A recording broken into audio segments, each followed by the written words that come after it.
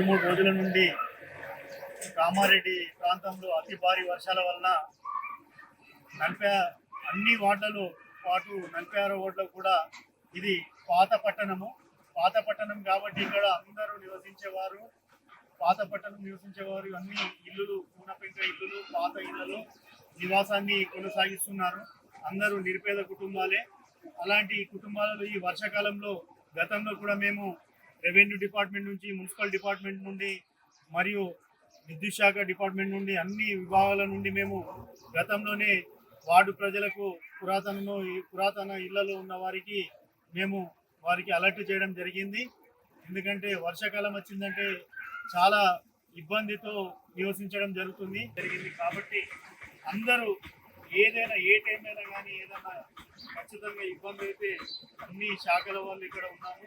మాకు తెలియజేస్తే మేము మీకు అండగా పొందుతామని మేము తెలియజేసుకుంటున్నాము.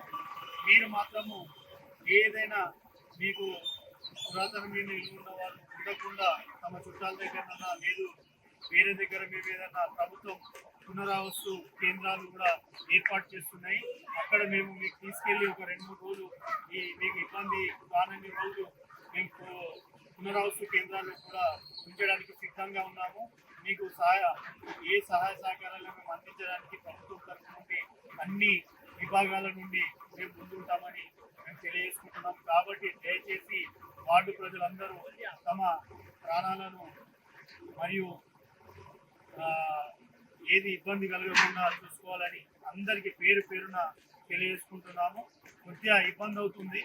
కొద్దిగా మీరు కూడా ఈ వర్షాకాలంలో అందరూ అన్ని విభాగాల వాళ్ళు ఉన్నారు.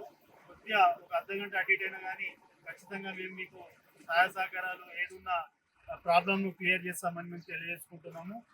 అందరికీ వార్డు ప్రజలకు అన్ని శాఖల నుండి మేము వారికి విద్యుత్ శాఖ వాళ్ళు మేము ఫోన్ చేయగానే వాళ్ళు రాత్రనక పగలనకుండా ప్రతిసారి వర్షంలో కూడా వాళ్ళు వచ్చి సహాయ సహకారాలు, అలాగే రెవెన్యూ అధికారులు కూడా, అలాగే మున్సిపల్ శానిటేషన్ మన జవాన్ దీపక్ కానీ రమేష్ కానీ ప్రతి ఒక్కరు మీకు అందుబాటులో ఉన్నారు, మీ వెంట ఉన్నారు. ఖచ్చితంగా మీరు కూడా మీ సురక్షితంగా ఉంటూ మీ అందరూ ఉండాలని వార్డు ప్రజల తరఫున అందరికీ మేము కృతజ్ఞతలు తెలియజేసుకుంటాం.